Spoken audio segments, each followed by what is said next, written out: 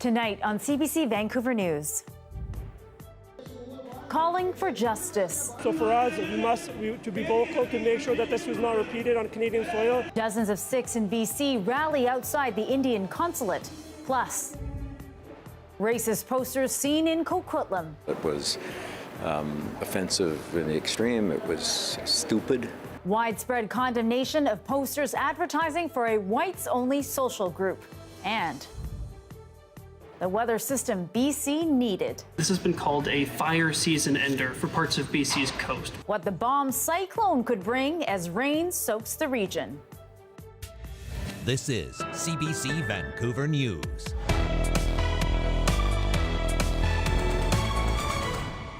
Good evening, I'm Lien Yeung. Thanks for joining us. Dozens of Sikhs protested outside the Indian consulate in Vancouver today, demanding justice. They joined rallies in Toronto and Ottawa at the Indian High Commission. The calls come a week after Prime Minister Justin Trudeau accused the Indian government of playing a role in the murder of Sikh activist and Surrey Gurdwara president Hardeep Singh Nijjar. As Lindsay Duncombe reports, the demonstrators demanded that India be held accountable. For Sikh activists, new urgency for a familiar cause. Hardeep Singh Nijjar, the man who used to lead protests like this, now memorialized on posters. His death, the reason for the collapse of relations between India and Canada. We're here standing in his legacy and to tell the Indian state today that this type of act of terror against Canada's sovereignty, against a Canadian citizen, the Sikhs will never accept. It's been a week since Prime Minister Justin Trudeau said there are credible allegations India was potentially involved in Nijjar's death. The activist for an independent Sikh state was gunned down outside a Surrey Gurdwara in June. India viewed him as a terrorist. To the dozens of protesters here, he was a hero. I call out all the Indian people, all the Hindu brothers, please go watch other newses. Don't get your brain washed by the Indian media. There are signs that some people are worried at this protest. They don't want to be identified. They're covering their faces. There was a warning sent out to participants saying to beware of agitators that might come and spark violence. We haven't seen any evidence of that. Anger at India was echoed at protests in Toronto and Ottawa. And we will not stop until Punjab is liberated from India. Not all Canadian Sikhs share that view, though. The idea of an independent state divides the community, and some of the most powerful voices for it are in Canada, says this professor. Across the diaspora, only in Canada is it a live and visible and powerful issue. Today's protests were loud, but not large. Dozens in each city. They want to see a public inquiry into Nijjar's death. Calls they say they intend to continue. Lindsay Duncombe, CBC News, Vancouver.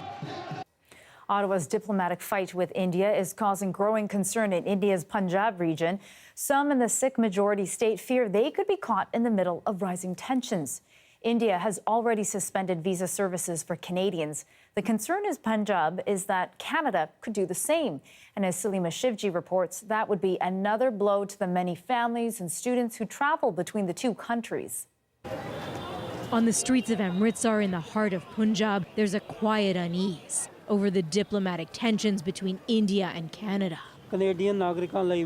Newspaper vendor Ashok Kumar and just about everyone else who stops at his stand are anxious to hear how India is responding to Canada's bombshell, that it has credible intelligence that New Delhi was involved in the killing of a Canadian Sikh activist on Canadian soil. This shouldn't be happening, he says. It's baseless speculation, and the spat will hurt regular people most of all. It's the pain of not knowing where the tensions will go that troubles many here. After India stopped issuing visas to Canadians, some fear Canada will do the same. I really felt worried about it. I'm still worried about it. Ramandeep Kaur dreams of studying nursing, one of tens of thousands of students, many from Punjab, who try for visas to Canada every year. I apply for it. So I don't know what will happen in the future about this issue. That same fear is weighing heavily on Sarabjit Kesar, the day before she leaves to visit her sons, both students in Canada. Her friend, also the mother of 2 Canadian residents, is making anxious calls trying to dissect the news. Everyone feels depressed like me, she says. It's a fear, like some such type of the thoughts coming in our like, okay, what happened in the future? It's not just anxiety about economic consequences. Many here in Punjab worry this will breathe new life into the Khalistani movement abroad. Most here don't even want to talk about it. Support for an independent Sikh state is that low. Outside Amritsar's Golden Temple, disappointment that the global spotlight is now on a separatist movement that has little traction here. It's just disheartening because of these things. Some people who don't have any kind of knowledge, they just start hating us. They just portray a picture of Sikhs, then all the Sikhs are Khalistanis. He says that's far from the truth, as many here feel caught in a political game with very real consequences.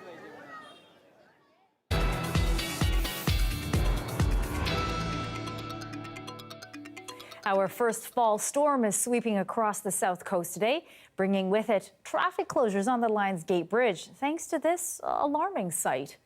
A large metal sheet tangled up in the light's midspan. It hung over the lanes early afternoon, and Drive BC said the bridge was closed to remove it. Crews dragged the metal sheet off the deck and reopened the bridge just after 2 p.m. The Ministry of Transportation said that it appeared to be the roof of a commercial vehicle. They said there wasn't much damage to the bridge besides a signal lane that stopped working. Commercial Vehicle Safety and Enforcement is trying to track down the truck to investigate what happened. And on Vancouver Island, dry riverbeds are bubbling once again. Record drought conditions were relieved by this rain, allowing spawning salmon to finally move upriver. Just to get some fish for my family, and it's awesome. But with that rain has also come high winds. BC Hydro says no part of the island was spared from power outages, where winds gusted to over 100 kilometers per hour. Campbell River, Comox Valley, and the outer Gulf Islands, as well as Port Renfrew, were hit the hardest. At the peak, we had about 7,000 customers out on Vancouver Island and about 2,000 on the Sunshine Coast. The weather is still pretty volatile right now, so we're going to see some more outages happen throughout the day, and there may be, unfortunately, customers out overnight. A bit too early to determine at this point. High rough winds. On the water, rough winds caused 4 BC ferries cancellations between Schwartz Bay and Tsawwassen, as well as the routes between Quadra and Cortez Islands. Hello Ferry out of Nanaimo also canceled its first 2 sailings of the day.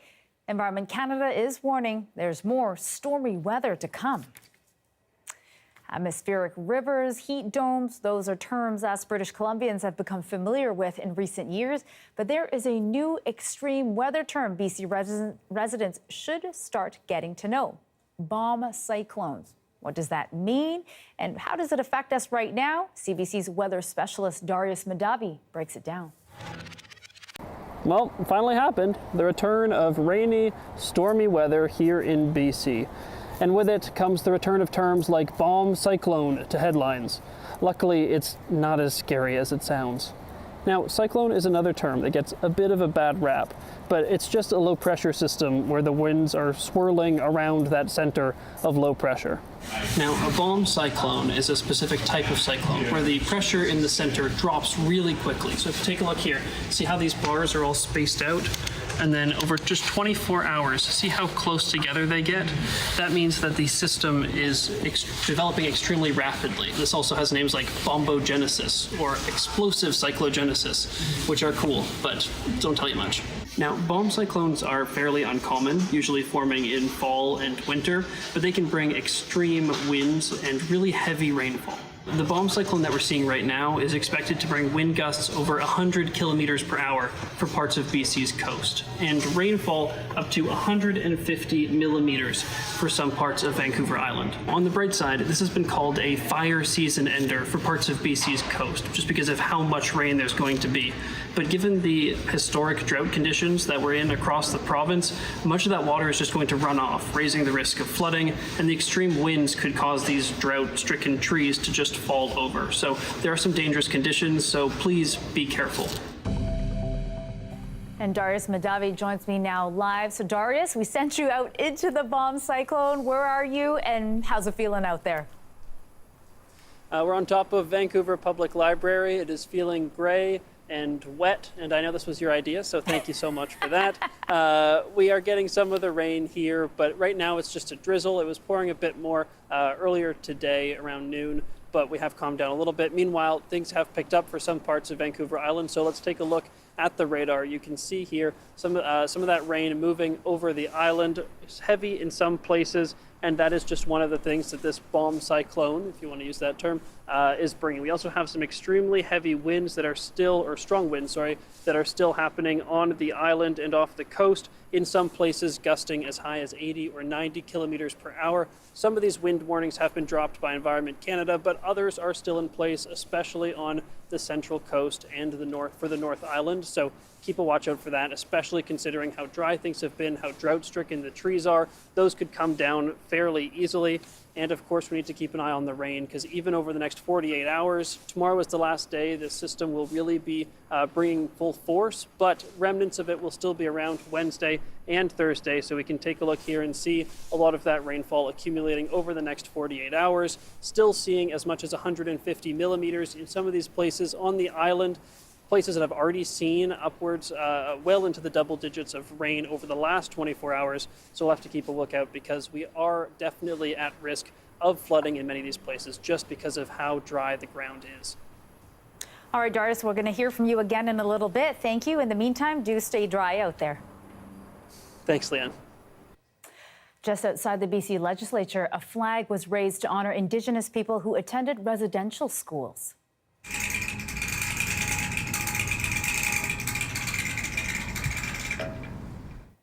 The survivors' flag was raised this afternoon. The ceremony was attended by MLAs and Indigenous leaders. We are here today to remember, to commemorate, to honor, and to mourn the loss of so many of our little angels that never came home from residential school. The flag will fly until sundown on Saturday. That's the National Day for Truth and Reconciliation. BC Premier David Eby is in Ottawa today and tomorrow, meeting with Prime Minister Justin Trudeau and senior federal ministers. Their discussion agenda includes opportunities to create new jobs in BC's clean energy sectors, national support for emergencies like wildfires and floods, and how the federal and provincial governments can work together to improve housing, something Eby says his government is already addressing. BC is, I am very proud to say, I think we're leading the way nationally on some of these innovative projects with First Nations, with local governments, and using public land in innovative ways. I can't wait to get into detail with you about that. One expert says that a trip like this comes down to the BC government's ability to bring home funds for the areas of development that's discussed. The clear signal is that they need the resources from the federal government to be able to do some of that, and or at the very least to demonstrate to British Columbians that they've asked for as many resources as possible, because I think part of the game is to make sure you're getting everything that everybody else does. Eby will meet with more federal ministers tomorrow, as well as the U.S. ambassador to Canada. There has been widespread condemnation today after racist posters appeared around the Tri-Cities. The posters call for a whites-only social group for mothers and their toddlers. And as Michelle Gassou reports, they've prompted strong words from political leaders and an investigation by law enforcement. These posters advertising whites-only mom and tots events appeared in Coquitlam and Port Coquitlam over the weekend, asking people to escape forced diversity and join other proud parents of European children as we create an atmosphere in which our kids feel like they belong. That language condemned as racist. Disgust.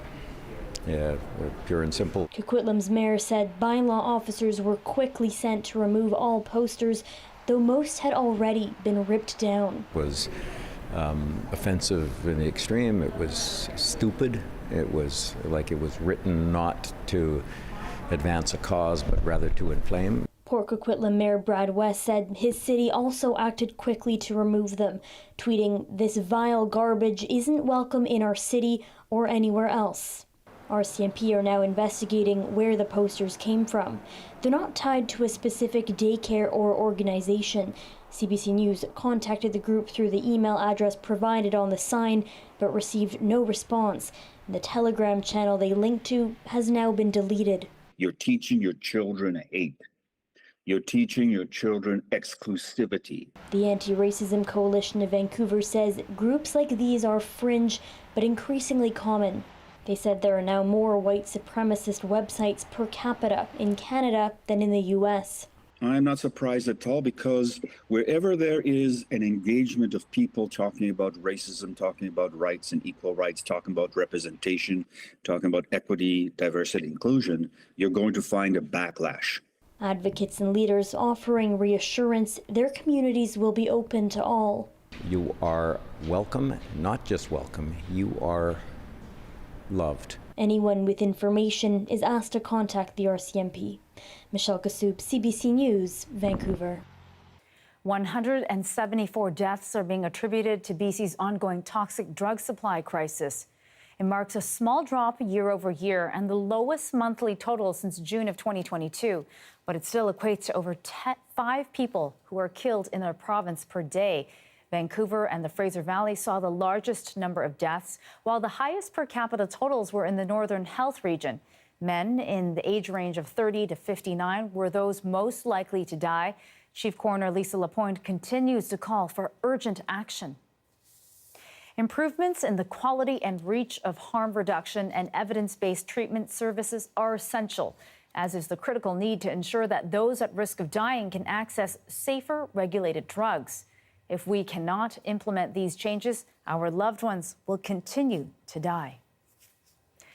BC RCMP Officer Constable Rick O'Brien was honored yesterday at a tribute for fallen officers.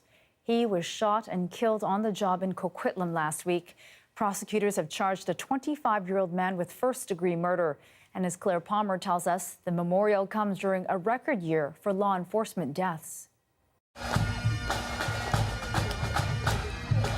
It was an emotional scene in Victoria. Police from across the province joined complete strangers to honor the fallen.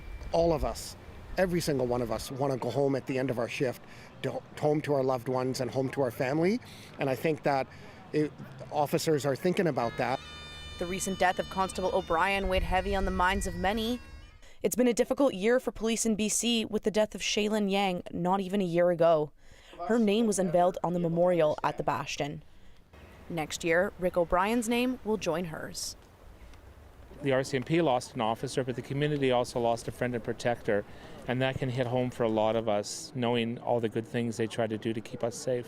There's a lot of heavy hearts and people that are really hurting, and it just kind of plays into how important these days are. A hero remembered is never forgotten, and everything that we do is for those people that lost their lives. The memorial honors 130 law enforcement officers who have made the ultimate sacrifice serving BC communities. All the names of the deceased were read aloud, dating back to the 1800s. Memorial services were held across Canada. Just to hear some of the words, it really puts into perspective how challenging the profession can be, and the fact that people can go to work and there's no guarantee that they may go home to their families, which is, everyone deserves to have that. This year, 11 officers have passed away in the line of duty in Canada. A grim new record. Claire Palmer, CBC News, Victoria. The months-long strike that stopped production of some of your favorite TV shows may finally be over.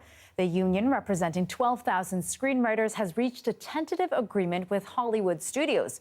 But as Paul Hunter reports, the 3-year agreement still needs a board and members' approval before the strike is officially over. Open the pod bay doors, Hal. I'm sorry, Dave. I'm afraid I can't do that. It's long been the stuff of sci-fi films and TV shows. Here, the artificially intelligent computer HAL rebuffing the mere human in 2001: A Space Odyssey. You want to see something cool? And here, an AI creature stars as a humanoid robot. But what if in the real world, the writers and actors making such movies were themselves threatened by AI writing and acting? Demanding protections against that was a key factor, sending 11,000 screenwriters and then actors to the picket lines nearly 5 months ago. Now, the writers have a tentative deal described as exceptional, though no details are public. I just know that the Guild is very excited, and the details are, forthcoming, but we're all excited. I think the sentiment was that if we couldn't come to an agreement, if we couldn't get a fair deal, the future of screenwriting as a career was really going to go away. Another key issue, all those new streaming services and compensation from that new, growing, lucrative world. The writers pushed back on the rise of AI and other tech, and it seems they won. I think there's been a clear message sent here, which is that the creative force is not going to bow to these tools and simply go quietly into the good night. What does it all mean for viewers? Well, late-night talk shows should be back soon. But as for everything else, likely a bit longer. The actors, some 65,000 of them, remain on strike, though the writers' deal is a signal they too may soon have a happy ending. Paul Hunter, CBC News, Washington. Crackers and cheese, leftover pad thai, and a Diet Coke. Might sound like a guilty dinner, but it's actually an example of the TikTok trend, girl dinner. We'll bring you more on that with our bi-weekly health columnist after the break.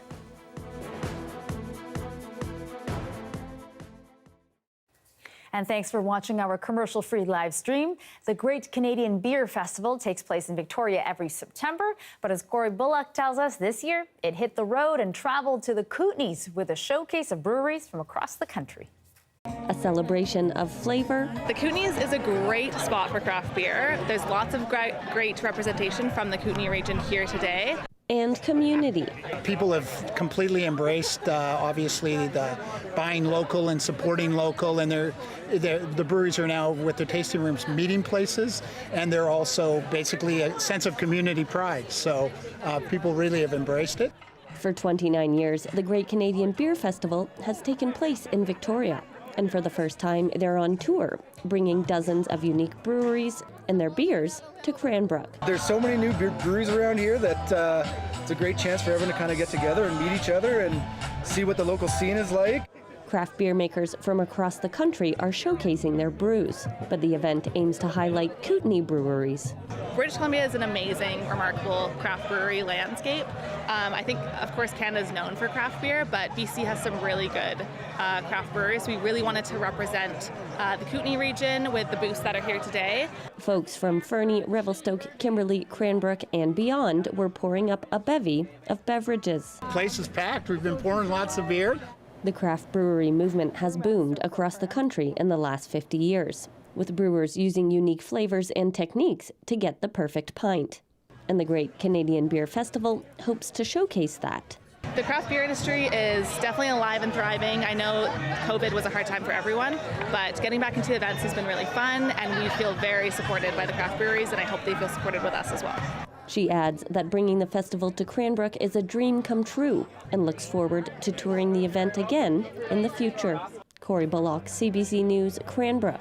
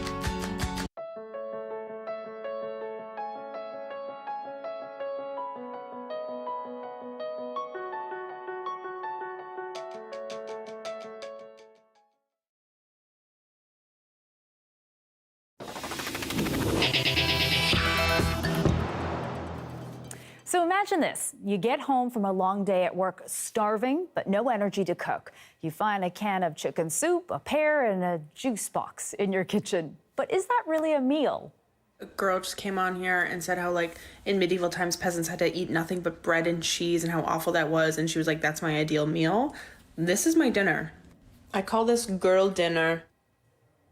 Yes, according to TikTok, that's a girl dinner. The trend has been compared to an adult Lunchable or a deconstructed charcuterie board, a way of combining efficiency and satisfying your cravings, even if the final product isn't something that you would normally serve to guests. The appeal is that it requires no planning. You just cobble together something randomly that you already have. You end up feeling full and happy. And to break down what that TikTok trend means from a health perspective, I'm joined live by Dr. Melissa Lem, our CBC health columnist. Nice to see you, Dr. Lem. Likewise, Leanne. All right, we're going to talk about girl dinner. Lots of people are into it. You know, this idea that random items that are thrown together, sometimes nutritionally well balanced and sometimes not so much, like a plate of Doritos and some pickles. How should we approach eating for pleasure or comfort over nutrition? Well, sometimes it is okay to prioritize eating for enjoyment and pleasure over nutrition. So we do it when we eat a slice of cake and ice cream for a birthday party or a pumpkin pie for Thanksgiving dinner.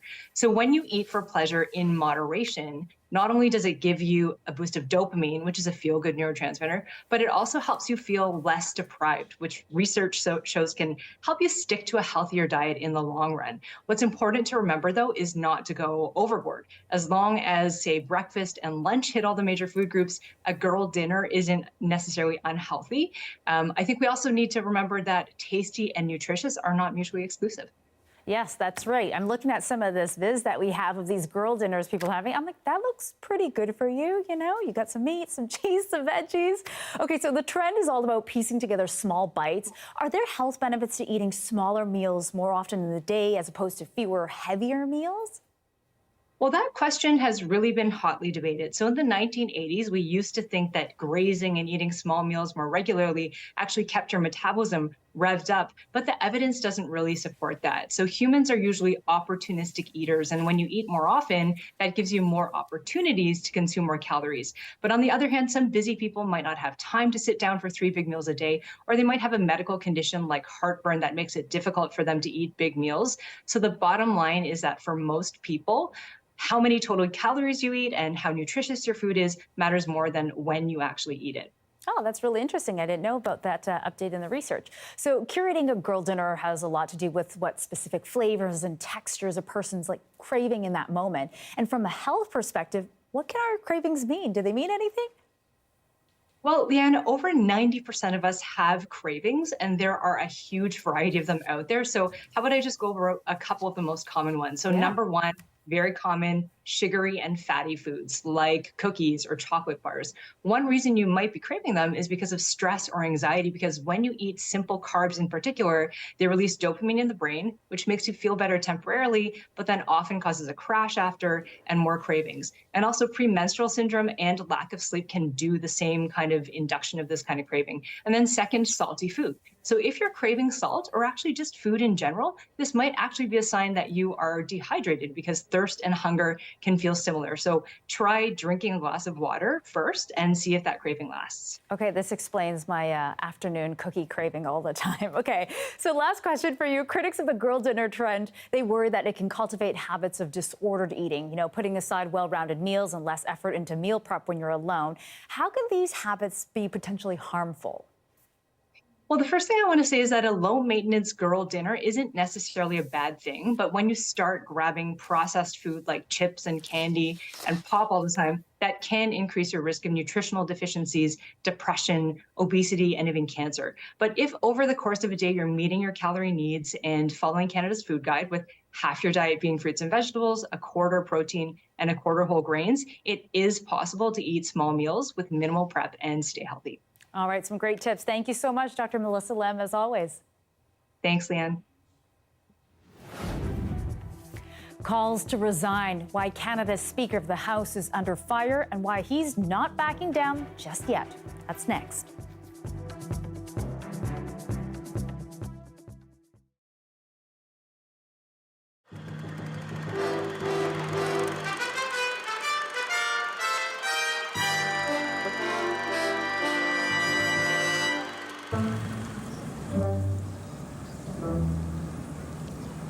This is the new look of the VSO, out of the Orpheum and into the great outdoors.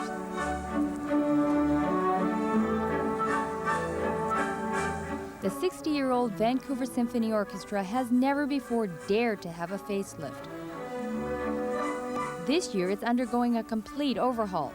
It's trying to slough off its image of being expensive, elite, and stuffy. It wants to be daring, exciting, and accessible to everyone.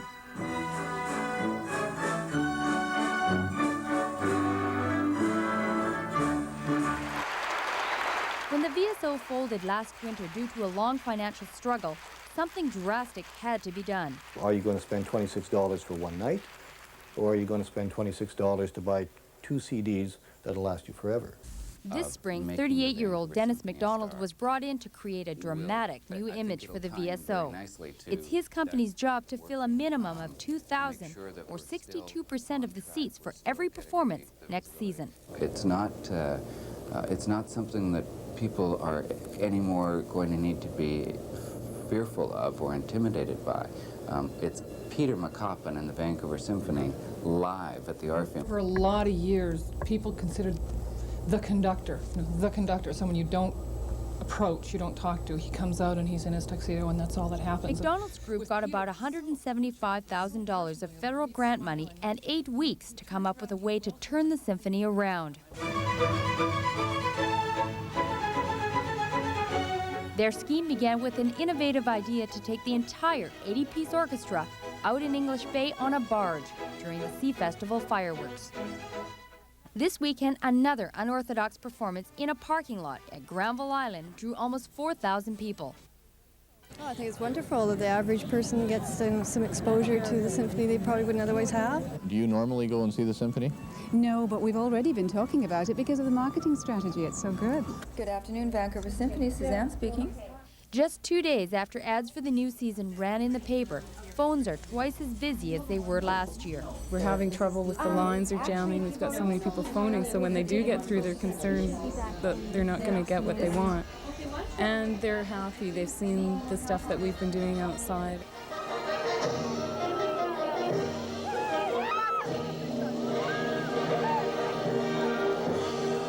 The real test is whether the VSO can maintain the summer excitement when it goes back inside the Orpheum in October. Joni Marr, CBC News, Vancouver.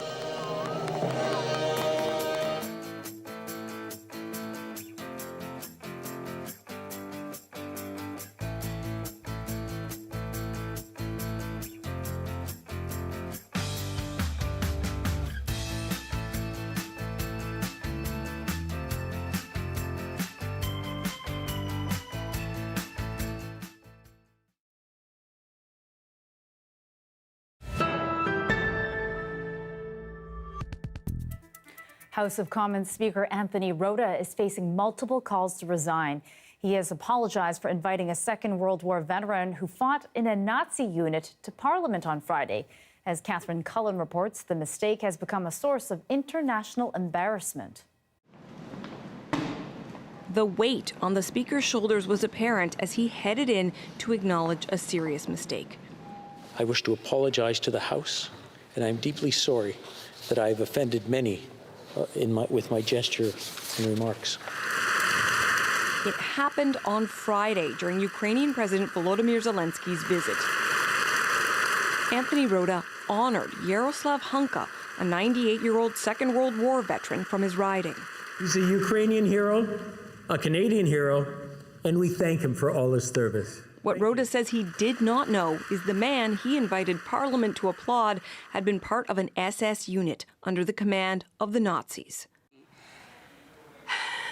Today, Karina Gould, the descendant of Holocaust survivors, was first to respond to Rota's apology. I think this hurt all of us in Parliament, and I'll say that personally, I feel particularly hurt by this. The NDP went further. Ultimately, this was an unforgivable error. Sadly, I don't believe you can continue in this role. Regrettably, I must respectfully ask that you step aside. Conservatives are laying all the blame at the feet of the government. If that basic level of vetting was not done by the government, that raises serious concerns. It was my decision, and I apologize profusely. I cannot tell you how regretful it is. Russia has been quick to pounce. A Russian Foreign Ministry spokesperson pointing to Canada's applause for Hunka and talking about the West glorifying Nazism. All of it an effort to justify Russia's war on Ukraine. Obviously, it's extremely upsetting that this happened. I think it's going to be really important that all of us push back against Russian propaganda, Russian disinformation, and continue our steadfast and unequivocal support for Ukraine. The speaker hasn't indicated that he plans on going anywhere, but he's not the only one shamed by this. Canada's Parliament applauding a Nazi-aligned war veteran is making international news. Catherine Cullen, CBC News, Ottawa. The RCMP has demolished its facilities near the Quebec border with the U.S. For years, Roxham Road served as an unofficial entry point for thousands of asylum seekers crossing into Canada. As Jennifer Yeung explains, the tide of people crossing there has all but stopped. Over the years, thousands of asylum seekers stopped by this trailer to get processed. Over the course of one morning, it was turned into rubble. It was the last remnant of an RCMP post set up by the federal government in 2017. Since then, police say 113,000 people crossed into Canada by this dirt road. That changed after Canada and the U.S. started forcing everyone seeking asylum to go through an official point of entry. There's not a lot of people crossing at Roxham Road, so to maintain a 24/7 presence is not necessary, and actually those resources are better spent elsewhere on the territory. The RCMP tell us that they don't feel it's necessary to have a semi-permanent post here anymore, but groups that work with migrants tell us that across the border in the United States, there are still groups of people who want to make it to Canada. Now they can't. Roxham Road was really a beacon of hope to people. Since Roxham closed, the number of asylum seekers has steadily increased in Canada, but more people are arriving by air.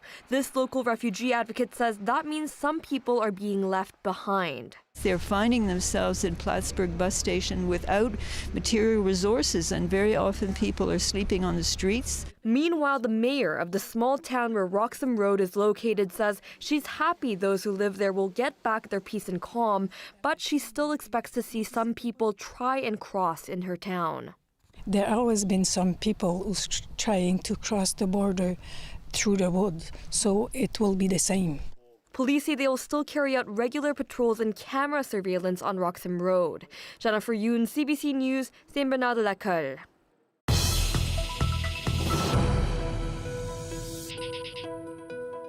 Some doctors are calling for women to be offered take-home kits to screen for cervical cancer. And as Christine Burak explains, the aim is to improve early detection and reduce discrimination in healthcare. It's an awkward test that checks for cancer, and doctors say too many women are avoiding it. For many people, the PAP is uncomfortable, it's a pain, but there's some people where it is a real barrier. They're not going to get testing done. And then we insert it. A PAP test sweeps up cells inside the cervix to test them for cancer. Data shows, among others, women who are Black, disabled, or suffered sexual trauma are less likely to get a PAP. Now, a new guideline published in the Canadian Medical Association Journal makes 16 recommendations, including offer self-testing. Once I've collected my sample, so women can screen themselves for HPV, the virus that causes cervical cancer. People are recognizing they can do this, they're capable of it. So let's take this one step further, and now let's provide people with the option to do their own vaginal sample. We've delivered over 10,000 kits, and we've got lots of experience now on acceptability. Only British Columbia offers self-testing kits. They include a swab and test tube that can be mailed in for analysis. In Australia, all women now have the choice to self-collect their own cervical screening test sample. Evidence shows a self-collected sample is just as accurate at detecting HPV as a sample taken by a doctor. Experts say screening more women for HPV alongside vaccines could be a game changer. I think we have the chance to actually eliminate a cancer. I mean, that is just tremendous. I think that for women, it's a really good news. The sad part of it is that we've been waiting for years. She'd like to see self-testing kits made available in pharmacies across the country. The new guidelines also recommend talking to patients about colorectal cancer at age 45 instead of 50. The goal here is to get more people into screening sooner so they can detect cancers earlier or even prevent them altogether. Christine Birak, CBC News, Toronto. A struggle for health compensation, why wildfire crews are fighting for equal care and equal rights. That story after the break.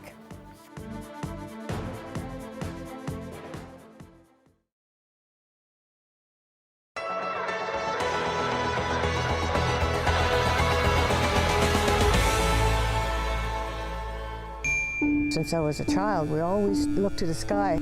I remember my dad, he wants to know what's more like, or the moon is, holding water. The crescent was holding water. It's going to be dry, or if it's tipped, it's going to be wet. The land talks to you, and so has the stars. And we have one that we call the Coming Home Star, and that's our north.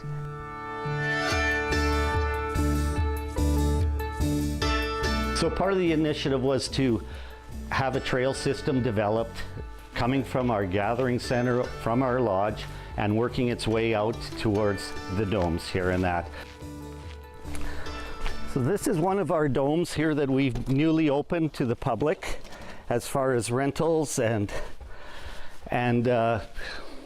we have a beautiful setup here, king beds, in-floor heating that will take care of the temperatures in the wintertime.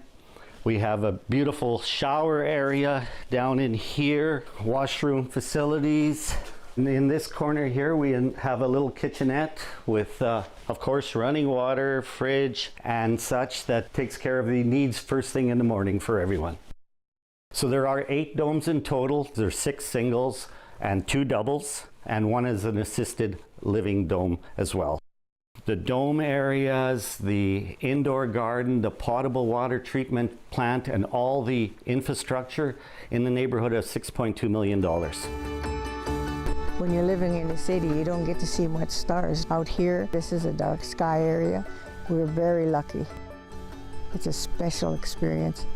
And that's why the domes, we get to see them at night and in warmth and comfort, We can look to the skies again and have that experience out here.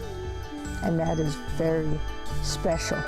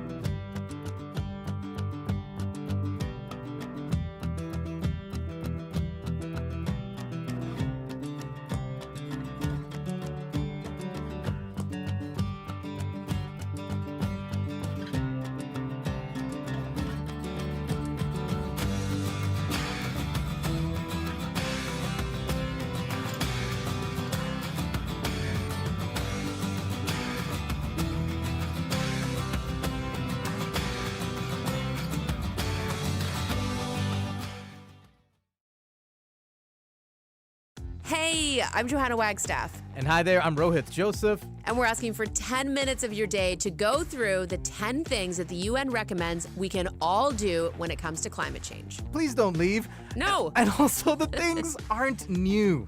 We are just wired to not do them. We promise you to help you figure out your brains, and you and your people can make better choices to combat climate change. 10 Minutes to Save the Planet is available now on CBC Listen and everywhere you get your podcasts.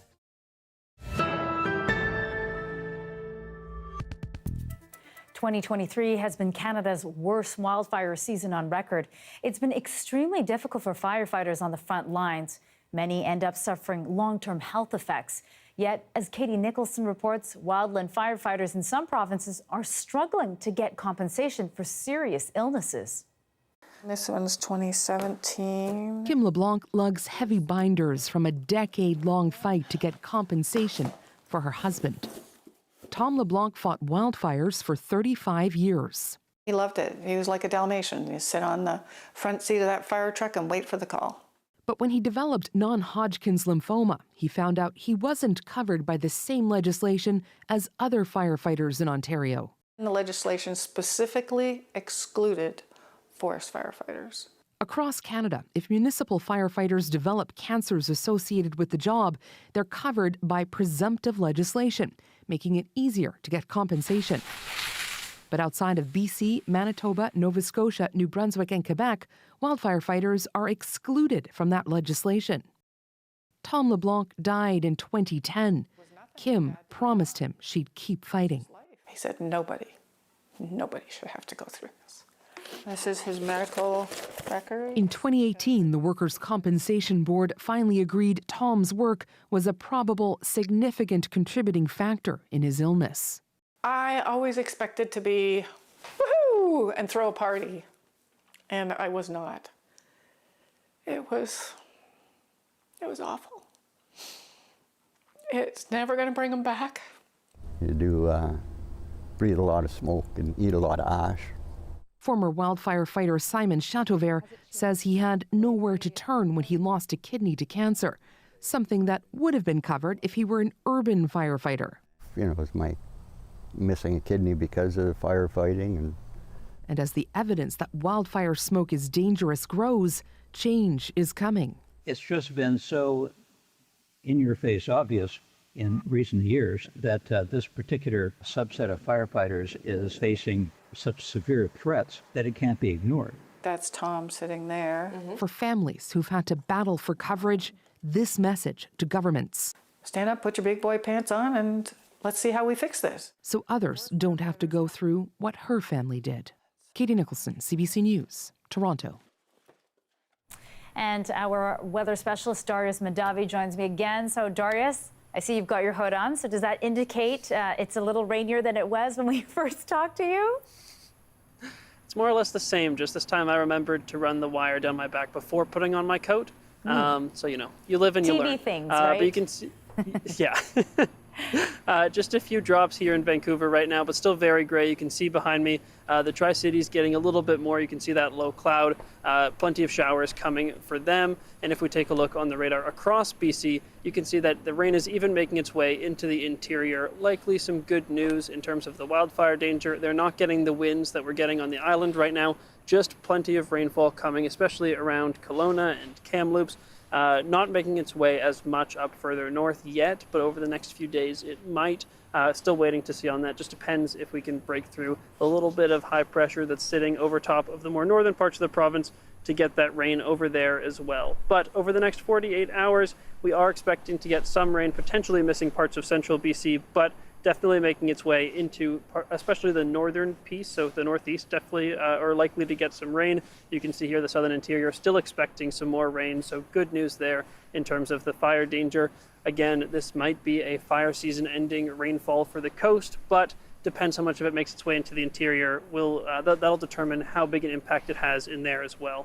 Now, if we take a look at the, you can see the isobars there, those white lines. You can see that bomb cyclone still off the coast. If we play this forward, you can see some of this rain make its way, especially over the island, but also forcing its way into the interior. At this point, we have to switch models because this one doesn't reach as far out, but you can see still plenty of rainfall even into the end of this week. So we've got lots of rain still coming. Definitely feels like we have switched to fall once and for all. And the temperatures sort of reflect that. Now, we are usually warmer across the province at this time of year. These temperatures are even a bit below what we'd normally be seeing, anywhere from 2 on the coast to 5 degrees in the interior, below what we'd expect to see. Those temperatures sticking around through the end of this week as we do continue to see rain tonight and into tomorrow. Plenty of showers still happening tonight, plenty to come still tomorrow, and potentially some thunderstorms, especially in the afternoon for the south as well. And here in Vancouver, we see pretty much just that. Lots of rain still to come. Potential for some afternoon thunderstorms tomorrow, but not too likely. Pretty much the same story across southern BC, especially for the coast. Okay, all right, good to know. Thank you for that. We will hang on to our rain jackets for a couple more days. And yeah, hopefully it doesn't get too rainy out there and that things stay safe. Thanks for that, Darius. Thanks, Leanne.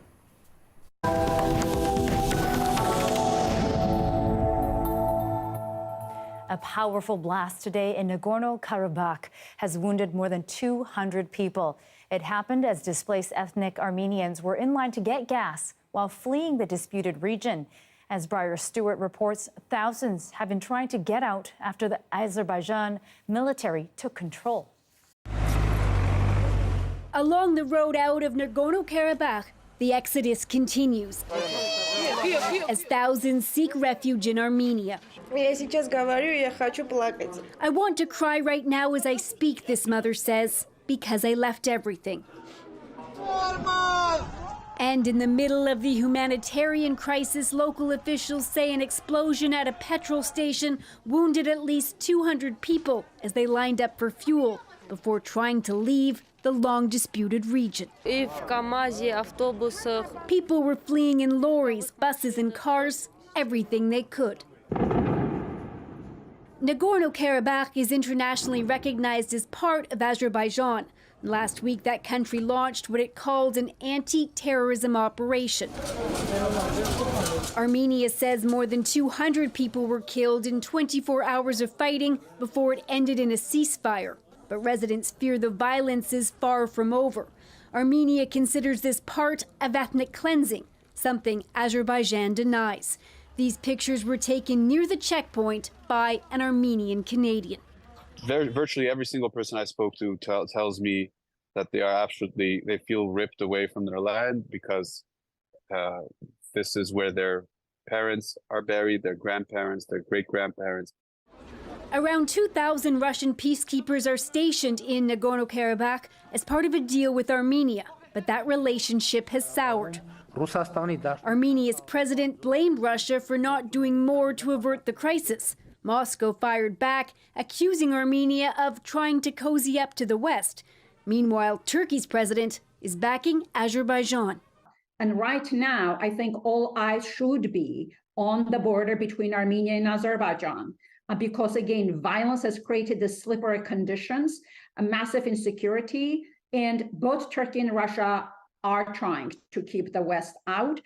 U.S. officials are now in Armenia to talk about support for the tens of thousands of people who they believe will be forced to flee their homes.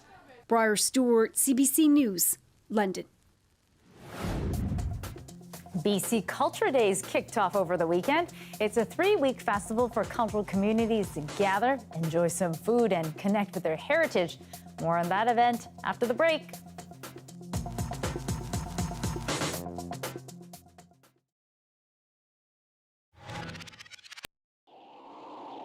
Hey curious minds, welcome back to CBC Kids News. Let's explore another weather topic in the news, hurricanes. Have you ever wondered what makes those big swirling storms? So let's break down the science behind this wild weather. A hurricane is a huge storm that forms over warm ocean water in the tropics. It's a type of tropical cyclone. Imagine a giant spinning top in the sky. Stick around to find out why you shouldn't play in hurricane water. These violent storms form over warm ocean water near the equator. The sun heats up the ocean water, causing it to evaporate into warm, moist air. Usually, a hurricane starts out as a tropical wave. Tropical waves are clusters of clouds and thunderstorms. Winds often push them from east to west. As the storm moves across the tropics, more ocean water evaporates. The warm, moist air rises, then cools, forming more clouds and thunderstorms. Water in the cloud condenses, which means heat is released, and more ocean water evaporates. The energy created by this cycle powers the storm. It's like a swirling monster of wind and rain. The reason hurricanes rotate is because of something called the Coriolis effect. Basically, the Earth's rotation causes fluids, like air and water, to curve as they travel above the Earth's surface. Take a look at this satellite image. Hurricanes in the northern hemisphere always rotate counterclockwise. That's because of the Coriolis effect. I swear, sometimes I forget the whole Earth is rotating. The storm becomes a hurricane once wind speeds reach 119 kilometers per hour. Under 119 kilometers per hour, and it's a tropical storm, which can still be very dangerous and should be taken seriously. But what about the eye of the storm? The eye is the center of a hurricane. The closer that you get to the eye, the more extreme those thunderstorms are. Once you punch through the eye wall, you can see the sun or stars. It's calm and clear. But the storm's not over. On all sides of the eye is where you'll find some of the strongest winds, most of the thunderstorms, and storm surge. Storm surge is water from the ocean that gets pushed towards the shore by the force of the wind swirling around the hurricane. It's dangerous because more water than usual gets pushed onto land. A lot of the time, it's the most dangerous part of a tropical storm or hurricane. Don't go playing in that hurricane water. Even after the storm is past, there may be lots to clean up before people can go back to their regular activities. One thing kids should be aware of, stay out of the water left behind. That's because flood water can be dangerous and extremely dirty. If you have to enter flood water, wear rubber boots, rubber gloves, and goggles. Check out cbckidsnews.ca for more weather and science stories.